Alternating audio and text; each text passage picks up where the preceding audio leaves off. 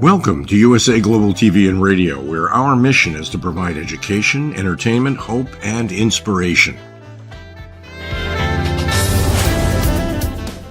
USA Global TV and Radio connects you with experts and audiences all around the world every single day to help you succeed in business and to live a richer life.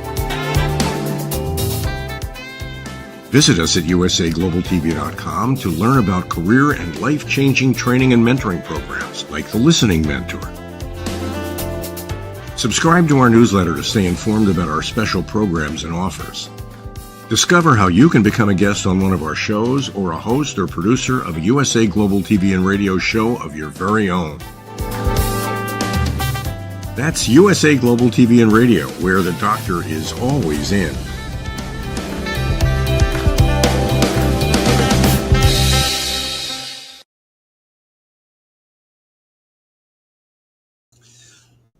Hello, good morning, good afternoon, good evening.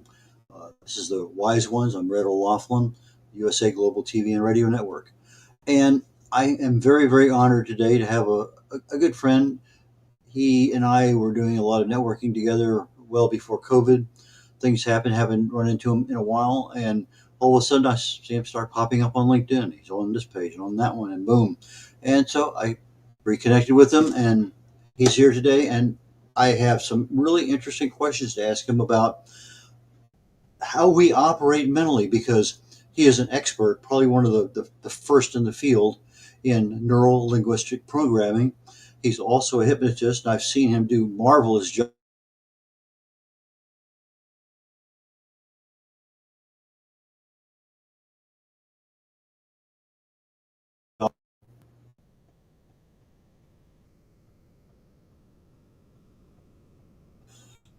Good afternoon, Victor.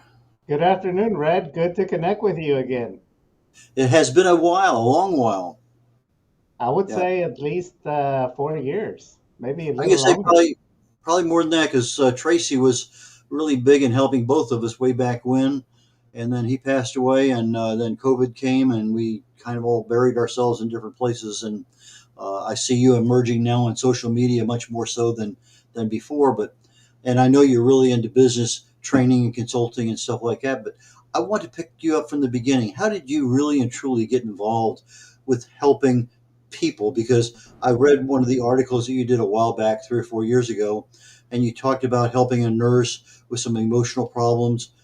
Could you kind of give us an idea how you started in this emotional healing for other people? Yes, I'd be happy to. That's a very good question. So here's the story. I was just completing my first level certification in neurolinguistic programming, and I had a dear friend of mine that had moved away to another state, and she was back in town. She was just visiting friends and family, and she called me up and she says, "Hey, Victor, I'd like to reconnect with you. We haven't seen each other, in a couple of years." So when we got together, she told me that she was going through a very difficult time in her life, and she had a condition that she had seen all the specialists and they couldn't help her. It was vaginal bleeding. So when I got the story, I understood exactly what, excuse me, what was going on with her. So I did a light hypnosis trance, and in that moment, she felt the bleeding just stop like that. She said, I can feel the change right now. And so she reached in her pocket and handed me $400 cash. And in that instant, I mean, it was tremendous gratification. But in that instant, I knew that I was destined to do this kind of work. Events, and there was maybe 12, 15 people there. One young guy, I think he'd gotten back from Afghanistan or Iraq or whatever. And you asked anybody had any PTSD issues or some traumatic events, and he raised his hand, and you went through the entire preview earlier on that about visualizing everything in color turning to black and white, and then visualizing it on a cell phone, on a tablet, on your TV, on a movie screen, and moving the screen off to the right. You gave us a lot of different visuals. And as you're sitting there in your mind looking at these things, you can feel your body change because of what you're actually watching. And I thought wow, that's such an amazing thing. And then you offered, says, does anybody in here have a problem? And you basically, in the midst of all this, I think gave him a quick hypnotic session, for lack of a better word. And literally within about 15 minutes, you were able to lead him down the path where when you brought him back out again, he was amazed at, again, how quickly something that had been not necessarily terrifying, but certainly disturbing, wasn't as such. I actually followed up with that young man, Red. 2 or 3 years later, I followed up with him to see how he was doing, and we reconnected and had another meeting. And he told me how that one session that was, as you're right, about 15 minutes. From that one session, he was able to overcome one of the biggest business obstacles that he would encounter because the business took a nosedive and he nearly had to shut down. And he visualized that exercise I had him do to get through it, to re-engineer himself and to pivot away into another business. I just thought it was very, very remarkable because literally in minutes, you're able to determine a problem, figure out which one of the solutions you have works the best, and then lead that person through that solution. And at the end, actually see results. I'm still blown away by that. Yes, that's amazing to me. And again, one of the things that I tell people is the brain learns instantly. It is not learning that takes a long time. And a lot of practitioners, they try to do different interventions and different techniques and what have you, but there's no metrics for success. Okay. So when I work with someone, I can test right there on the spot. It's like, did the change take place? And if not, what else am I missing? Because sometimes, let's face it, a deeply rooted problem has roots that funnel out into different domains, and I want to make sure that I really go deep to pull the problem out from the root so that that problem goes away forever. NLP, why don't you, for people in our audience who are not familiar with it, why don't you give us a little lesson on what is it and how does it work? NLP stands for Neuro Linguistic Programming. Even though it's highly controversial, or it was in its infancy, neuro deals with the brain circuits, how our brain has different triggers that we run on autopilot. Linguistic is the language that we use with ourselves as well as communicating with others. And then the programming is that programming from the past that is right there on autopilot. Excuse me. I'm just overcoming a cough. each day, Red, we have approximately 60,000 thoughts per day. About 90% are unconscious. That's the programming that's always running there in the background. And so when we take something that is unconscious and we make it conscious, then we can begin to develop a model to be able to undo the unconscious programming so that the person can experience relief. I remember he was kind of a mini mentor at the time, and he was reflecting back over some of the job interviews he had. And one of the things that he enjoyed doing was that if the interviewer was sitting back with his hands on his lap, he would sit back with his hands on his lap, but he would mimic every single thing that the interviewer was doing. And as such, the interviewer felt much more comfortable with him because there was some emotional connection Yes. with the mirror image of his Yes. body language. Exactly. And I thought, I got to tell you a funny story about that because exactly that's called the mirror technique. I was recently doing a training for law enforcement, and I had them do an exercise of matching and mirroring, which is basic NLP, and then the one of the participants didn't know that I had given him instructions to start mismatching. Okay, if the person was leaning into you, you lean back. If the person had their hands crossed, you uncross your hands.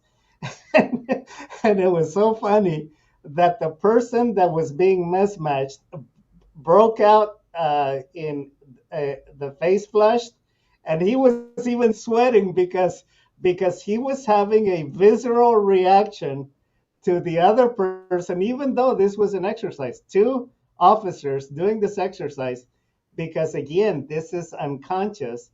And when I debriefed him, I asked him, "It's like, what was running through your mind?" And he says, I was very nervous because I thought, well, it's like, am I saying something that's stupid?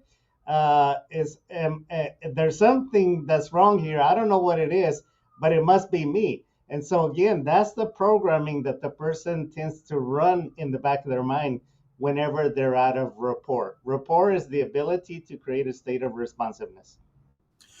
now when we're stressed, we always hear, "Don't hold on to it, let it go." But Yes, but there's some things that even we hold on to it for 5 minutes because it's whatever the nature of the thing is. But if we think about it, it's not important. Let it go.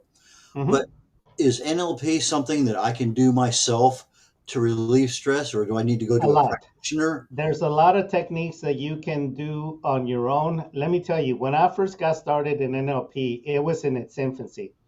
All of my trainers were first generation students of the founders of NLP, Bandler and Grinder. They studied at the feet of these two geniuses, and there was only two books that were in print. Today, there are literally thousands upon thousands of books and free videos that someone can watch on YouTube or TikTok related to NLP. So there's a lot of techniques that you can do on your own for free. Things come up all the time. It amazes me. It's been there, as you say, for years, decades in some cases, and it's effective. Yet we're unaware of it. Uh, Correct. I was talking with a lady the other day, and she's talking about rapid eye movement for PTSD. I'm And familiar with that technique. Yes. I think, I don't know anything about this. And Yeah. then I was actually at a networking event about 2 months ago, and somebody actually demonstrated that to the audience right while we were there. And I'm thinking, okay. And so it's interesting that there is just so much stuff out there that from an awareness perspective, we don't know. But I love to get I'll people. tell you something interesting about that because I was trained in inside of NLP. We had a module for doing eye movement desensitization. It was developed originally by I think it was Dr. Callahan, and then I took a certification program to where it's the next generation. Uh, is called brain spotting. Brain spotting is where you identify a specific point in the brain through using a pointer, a regular pointer that you can buy on Amazon, but you identify the area where the trauma or the hiccup was recorded in the brain, and then through different techniques you can unblock that, because what happens is you got a bottleneck of emotions that couldn't be processed, and that creates for life a pattern that the person defaults into under stress or under different conditions. And so through brain spotting we can identify specifically where the brain is representing that trauma so that we can clear it up. And it's phenomenal. Again, I've always been drawn to techniques that are easy, they're fast, and you can move on with your life. And it's interesting that sometimes the trauma that happens to you is really debilitating at times, mentally and physically. And other times, you may be the only one in whatever event that walks away with it unscathed, and you are still carrying the scars of that event, even though you physically didn't suffer anything. Again, the brain learns instantly. A phobia is a one-time learning experience, Red. Think about someone that is phobic about mice. They see a mouse, they go into this intense emotional response, and that brain now is wired for life to have the same reaction from seeing a mouse. Okay, again, that's the efficiency and that's the elegance of the brain. And just like you can learn it, you need to unlearn whatever it is that needs to be cleared. I've heard or I've seen a couple stories that when elephants are very young, they'll chain them to literally just something in the ground, and they learn that they can't undo that particular that thing is stopping them. But if something happens, whatever urge, sexual, food, whatever, becomes dominant enough, they can just rip that thing right out of the ground, keep working like there was nothing there. But that brain, as you said, had a memory of something that happened that they were unable to overcome, and they just left that in their brain. That's correct. That's conditioning. And those become imprint experiences that logic cannot overcome the imprint. You can positively think about something, but again, if the circuit has a negative reaction and imprint, no amount of positive thinking is going to overcome that. We've also, I'm sure you've heard the story of tigers, that they were in a cage for extended period of time. They put them inside of area in the zoo that they prepared for them, and they won't get out of the cage because again, they are inside the comfort zone. People are the same way. They stay in a comfort zone and they don't want to veer out away from that. Yeah, I've heard a similar story with monkeys and cold water and a Mhm. ladder and bananas, and it's the way we've always done things, even though they never experienced that. The culture made that adaptation possible because even though they didn't experience, everyone else did, and that cultural aspect stayed with them. Correct. That's a survival social programming that we have. Again, we can be thankful that we have this primitive mind, because if we didn't have it, we wouldn't be alive. Because again, we are wired to survive. We're wired. Prior to our discussion today, I was explaining to you how the brain is wired for pain. We tend to gravitate towards pain, and some people fear pain. You just need to understand that that's what how your brain is wired. After you get over the pain, there's tremendous relief and satisfaction, character building, and a purposeful life. Yeah, when you mentioned that to me, I was okay, fine. It sort of makes sense. And I've been thinking about it since then. I was going to bring it up in our conversation. I'm glad you did, because it seems like people's pain thresholds are immensely different. Uh, Look at your journey in the Camino Sagrado, okay? How painful was that? the first day was unbelievable, almost to a point that we were ready to give up after 20 some miles of walking over the Pyrenees Mountains. I mean, it wasn't just the physical part of it. We got to our hotel and our baggage hadn't gotten there. And so now I'm going back into France to the hotel I was at, and I'm thinking to myself, I just spent a couple $1,000s on all sorts of stuff. Am I going to have to buy everything to continue this? Am I going to go home? I was working myself into a frazzle about all these what ifs until I know what's going on. Well, my bag's sitting right where it was, right where I left it that morning at 5 o'clock. It never got picked up. Uh, Wow. but there was But some. look at on the other side of that pain, how there was tremendous relief and a sense of satisfaction and accomplishment that yay, I made it. And what you're saying right now is so true, because sometimes we get over that little hurdle, even if it's an incremental hurdle. We Yes, celebrate that victory, and absolutely. it is amazing that little celebration, even if it's just a smile in the brain. I got that Yes, one. Uh, yes. lasts a long time and actually feels emotionally not draining but fulfilling in the body. Well, you're a health researcher. You know that there's a release of the hormones that rebuild our body, the dopamine, the norepinephrine, and there's like five. From that pleasure, there's that release of those hormones that are good for our body. So, well, I know that we could probably spend another hour or two talking about NLP and hypnotism, and I've been hypnotized twice, and both times I didn't think I was until I actually had to come back out of it, and I found out that I had. It was difficult to go from the hypnotic state back to reality, even though I was aware of everything. I just had a transitionary problem of becoming alive again. But is that something that most people experience? Well, let me tell you something. We as human beings live in a trance state. Okay, we go from trance state to trance state. For example, first thing you do when you wake up and you realize that you're coming back to consciousness, you're in a waking up trance. Okay, to where you're getting your senses. You get out of bed, you put your feet on the floor, you go to the bathroom, that's another trance. You get in the shower, that's another trance. So throughout our daily waking life, Red, we go from trance state to trance state to trance state.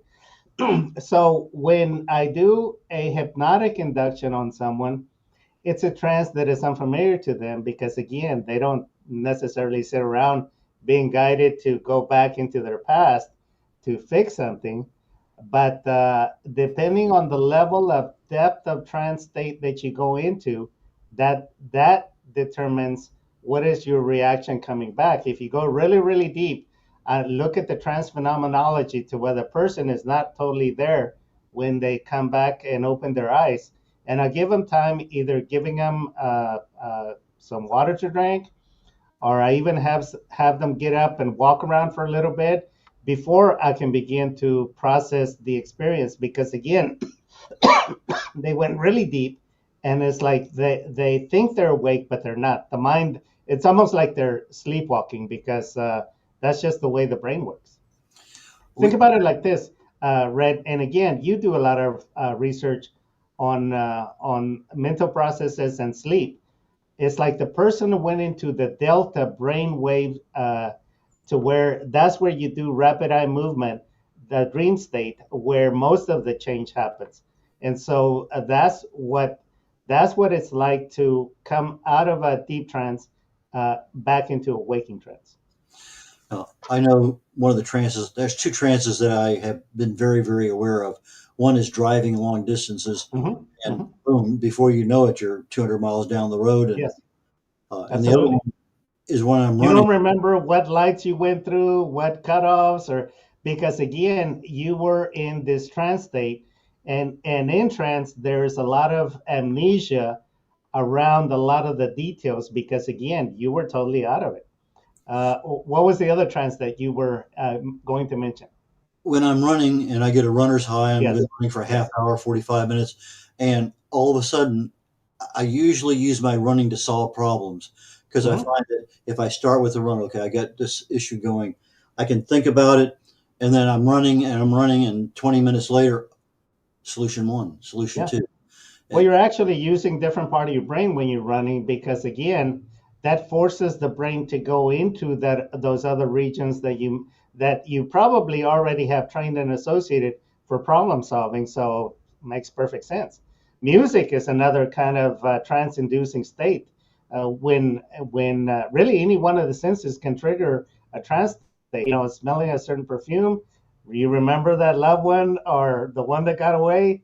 A picture can be a trance-inducing phenomena. So again, that's just the way the brain works. It's like all communication. Right now, you and I are in a trans communication mode because we're comparing our past to the topic that we're discussing.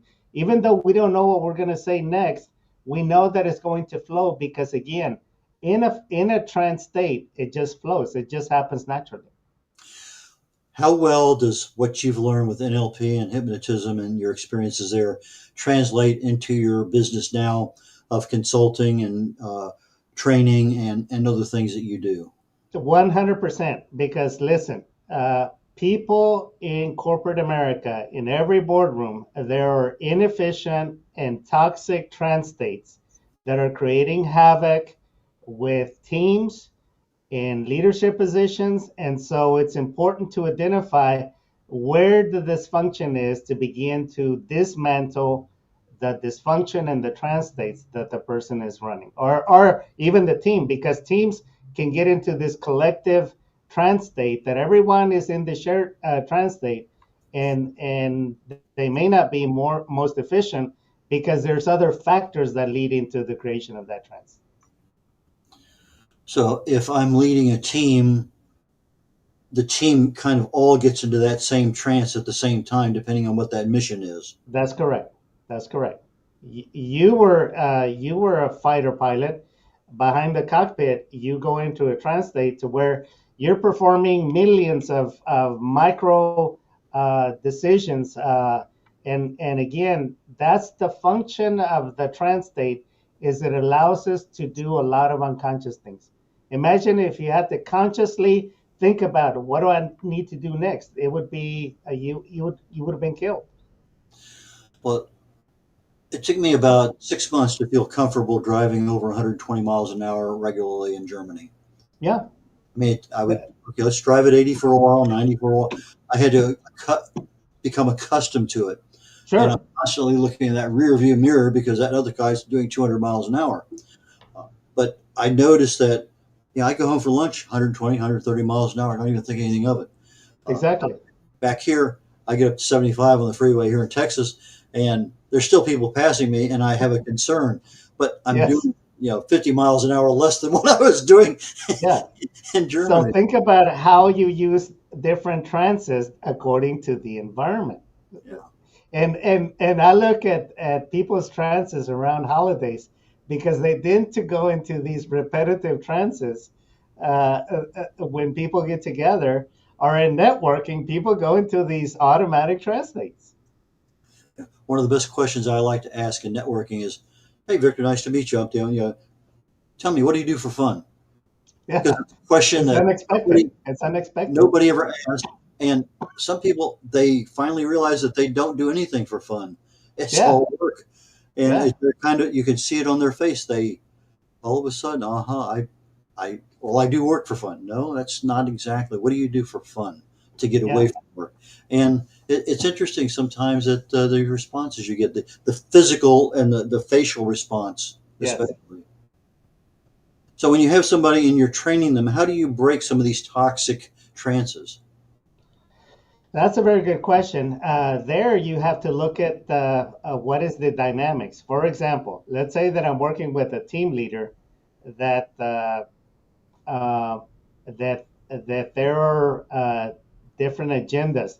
You know that in teams there's layers of agendas, and one team interacts with another team, and what happens in one team affects the entire organization. So I tend to look at what are the dynamics. What is it that needs to happen here today? And can I do it fast as I'm accustomed to doing it?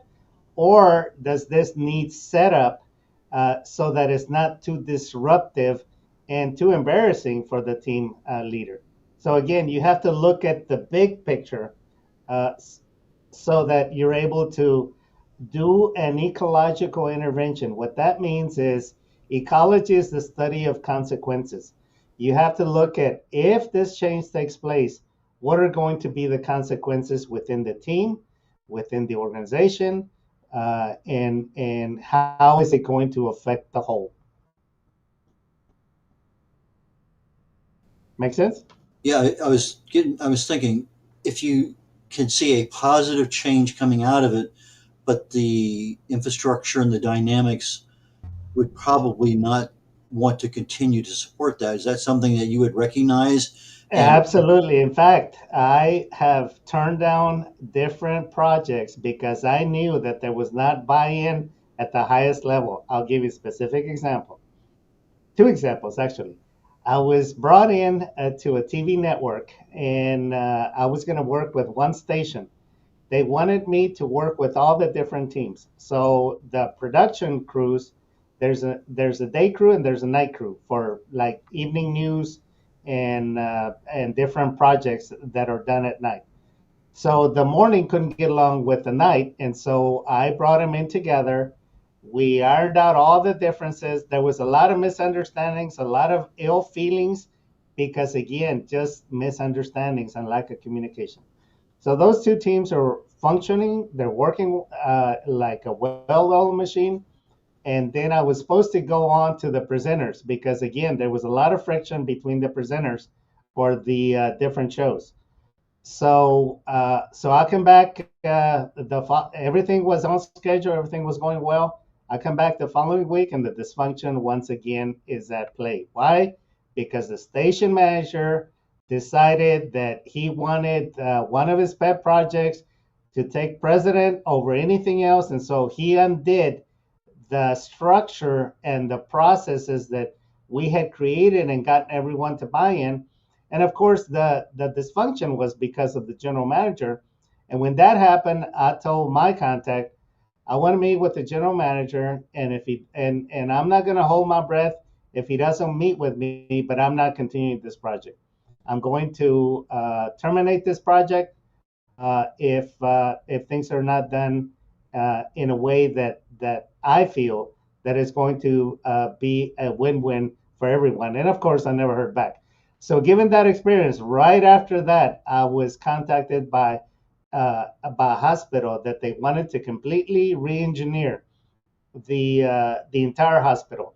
And I said, I before I do that, you guys have to pay me for a 4-hour training of the excuse me, the president and the executive team. And what I'm going to do is I'm going to put on a presentation of how this is going to happen. Now, my agenda was I wanted to see what was the interaction between the executive team and the president, because that would tell me everything. So at the end, I knew that this was not a viable project because there wasn't buy-in by the president because he would have to surrender some of his power that he had basically acquired and was not willing to relinquish. And so I gave him some questions to think about, and I said, if you guys come up with viable answers to these questions, and you guys want to proceed, then we can proceed.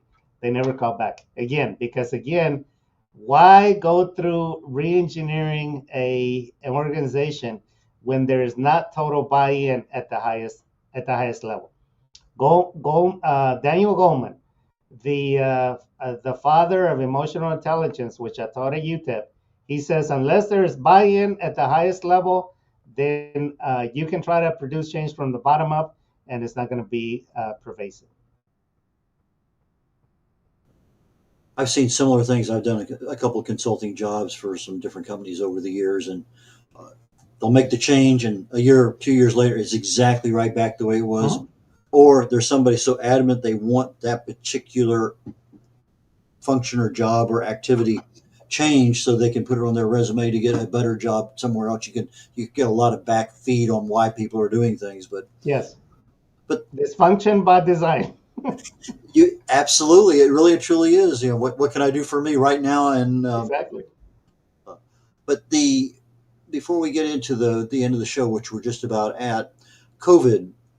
I know that we had a certain way of doing things, and all of a sudden, people weren't at work; they were home. People were laid off. Businesses were closing. Now you come back into that transitory deal where is it still contagious? And now I'm pretty sure, at least in Texas, we're pretty much out of it. How did COVID affect what you were doing? Did it make better some of the ways that you're doing things? Actually, COVID increased my business because, again, there was so much stress and paranoia that I was doing a lot of remote Zoom consultations throughout the country and even into Mexico. So business-wise, it was a boom for me. What I am seeing, though, is that COVID forever changed our society and our families. Think about it like this, Red. It takes 40 days to produce a different mindset or habit. And look at how long we were under lockdown and under the fear of COVID.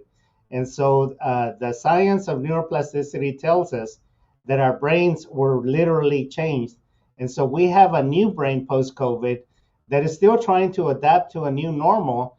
And you've seen from some of my social media postings that my partner Vicky Cruz and I are into the school systems now doing a program that she originated inside of COVID under lockdown when children were having suicidal ideations, when small children in middle school were depressed and didn't know and didn't have a system to process all those feelings. She created this hero program, and now we're taking it out into the community and throughout the country. So again, this is a byproduct of not having a system to adapt to these kinds of deep traumas and changes.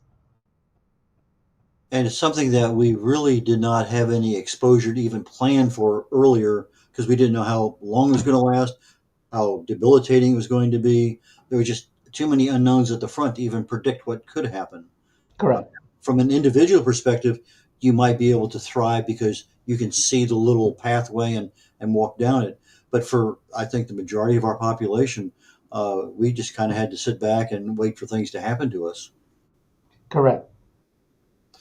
Okay, we're down toward the end. Why don't you tell people what services, products, things that you have that you can offer, and who would be good clients for you, and what's the best way for them to reach you? So I offer a public speaking training course since, as you can see from this certificate here, I'm a former Dale Carnegie School instructor. So I have an upcoming public speaking course for anyone that's interested in upping their skills as a public speaker. Also, I'm a business consultant and a corporate trainer. So those are the two areas of expertise that I'm now focused on. Of course, I always do hypnosis one-on-one with individuals. They're welcome to contact me if they would like to overcome some deep traumatic change. I'm a trauma expert. I've worked in the criminal justice system for 10 years, and so I've seen it all. I can, with most cases, I can produce deep change in one session. I've have a history of being able to cure PTSD in one session. But again, no two cases are alike. So if you are suffering from any kind of trauma, be sure and contact me. If your companies, my specialty is companies that do $5 to $15 million, and I have one client that does $200 million, to where I do a lot of training in personnel recruitment for specialized talent. So that's what I specialize in now. And Victor, you can do both in person and on Zoom or some kind That's of video correct. interface. I actually mastered the ability to do hypnosis online during COVID, Red, and I'm able to get almost near the same results in person as through Zoom. I'm so glad to hear that. I really and truly am. Victor Escalante, 210, phone number 216-6915, as you can see there, but for our audio audience that cannot see our screen, 210-216-6915 is his phone number, and VictorEscalante.com is his website, and he can be reached at Victor@VictorEscalante.com. Victor, Victor, Escalante, ESCALANTE.com. Victor, thank you so very much. I would love to have you back on the show again sometime in the future, because I think that NLP and hypnosis is just one of those things that people are totally amazed, and we can educate some more people down the road.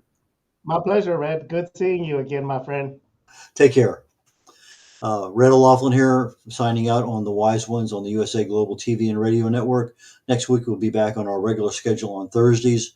I had a funeral this week, and we had to change dates. But regardless, please check out USAGlobalTV.com and look on YouTube for USA Global TV and look at the playlist, and we can catch all the previous episodes.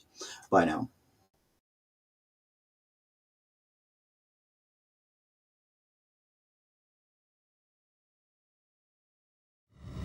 The last few days have been really amazing. I had a trainer course from the British School of Etiquette.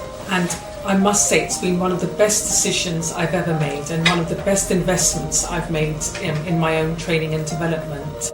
Now, words alone will not describe the transformation and the positive path that I have traveled with the British School of Etiquette. I find I learned a lot from the lessons this time I came. The last few days with the British School of Etiquette have been fantastic. And what I've learned now is really beyond my expectations. This is the most rewarding experience and the best investment I have made this year. It was just great. I learned so much, and when I go back to Belgium I will incorporate a lot of it into my day-to-day life and business. It's been absolutely wonderful for the whole week that we were here. I feel transformed, and I feel like blowing a trumpet and tell people, come and do this school, this class is the best, this is the best school ever. You should take it. It will change your life immediately. I am now able to teach other people how to bring the best of them.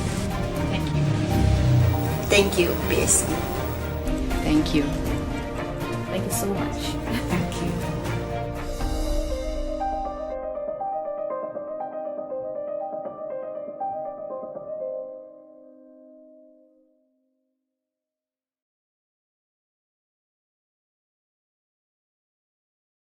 Fostering better personal and professional relationships.